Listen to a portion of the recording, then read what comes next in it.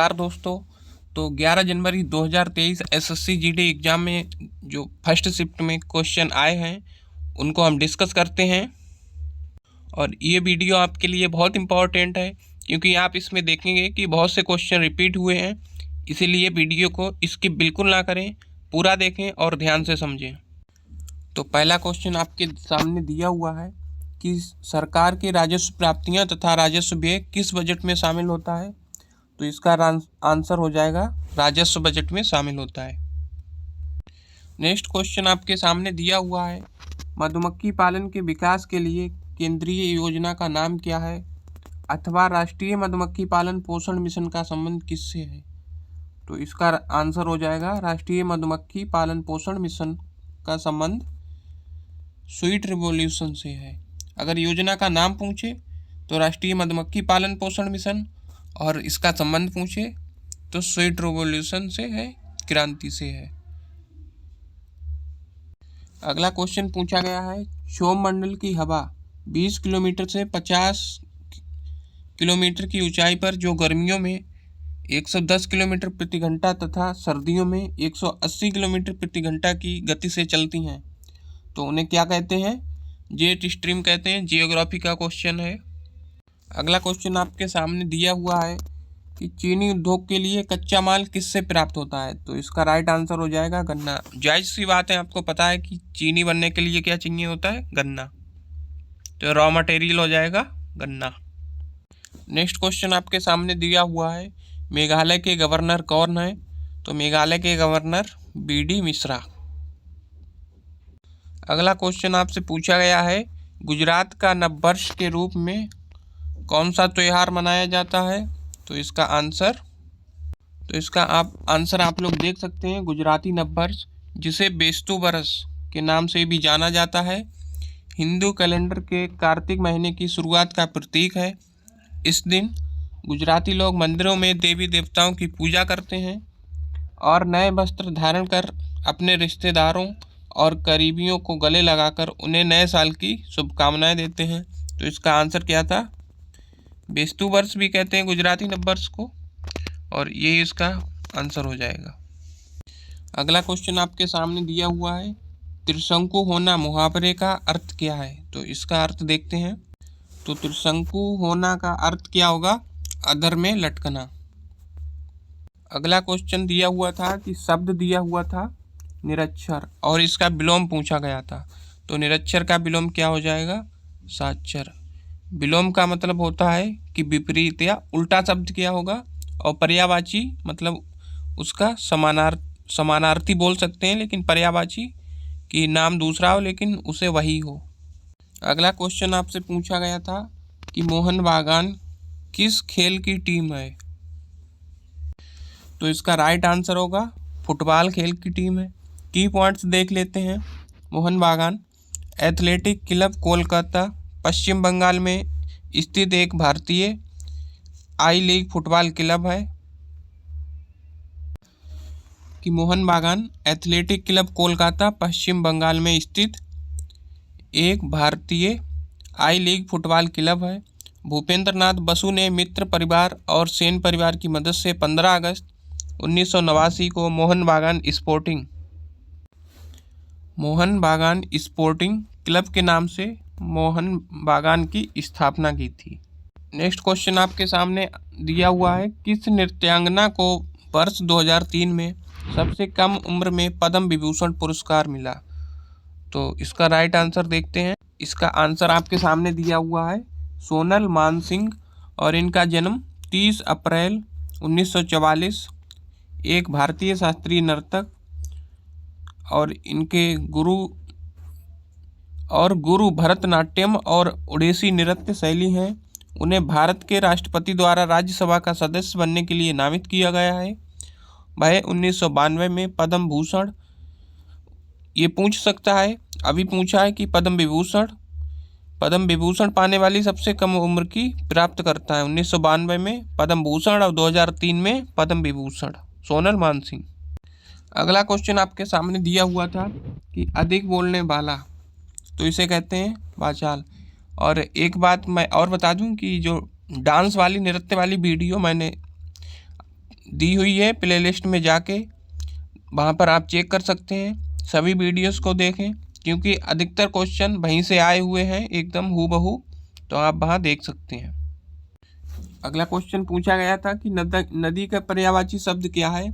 तो यहाँ पर मैंने सभी नदी के शब्द दिए हुए हैं, पर्यायवाची शब्द जो सरिता, नद, नदिया, तटनी, तटी, तरंगिणी, कल्लोलिनी, कंगोलिनी, दरिया, दुकुलनी, दुकूलवती, धारावती, निम्नगा, निर्झरणी, निर्झरी, शैवालिनी, शैलजा, स्रोतसेवनी, वाहिनी, जलमाला, कूलमकसा, तरंगवती, अपंगा, कलकल नांदनी, पैसुनी, प्रवाहिणी, समुद्रगा, सौअंत्री, सरी, सरिता, सलिल।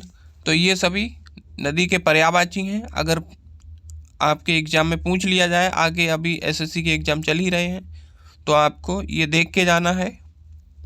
अगला क्वेश्चन पूछा गया था जो कहा गया है, तो वाक्यांश के लिए एक शब्द, तो इसका आंसर हो जाएगा कथित।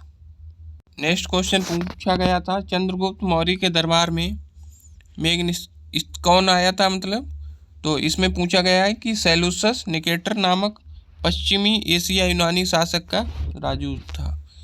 तो क्वेश्चन इसका ये था कि सेलूसस निकेटर किसके समय भारत आया था, तो चंद्रगुप्त मौर्य के समय।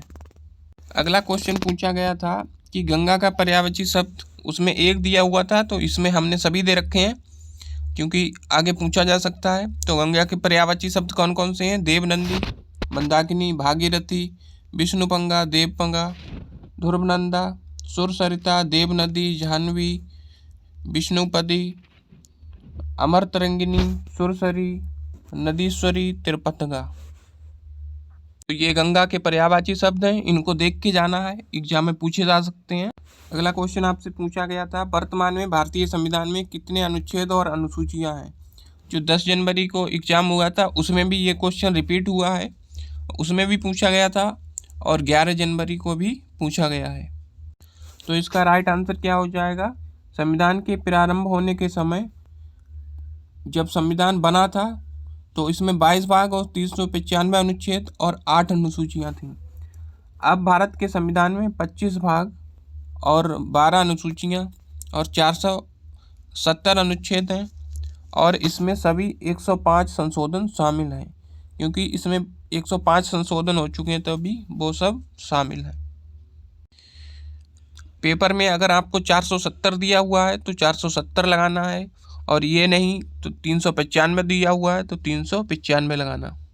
अगला क्वेश्चन आपके सामने था कि कैल्शियम कार्बोनेट का रासायनिक सूत्र क्या होता है।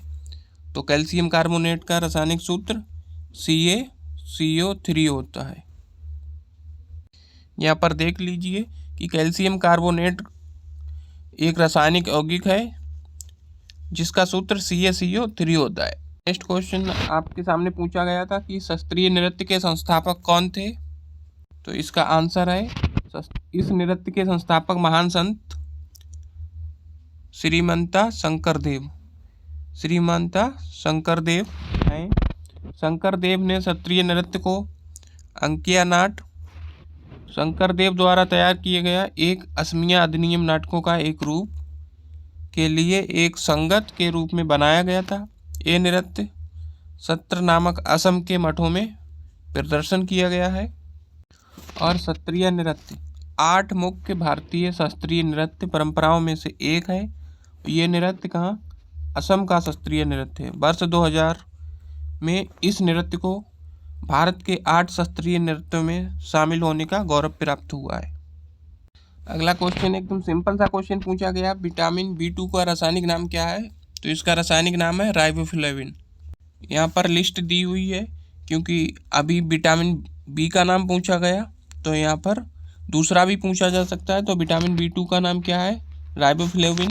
इसी प्रकार से विटामिन A का नाम रेटिनॉल, इससे रतौंधी रोग होता है। और यहाँ पर स्रोत मछली और डेयरी उत्पाद दे रखे हैं।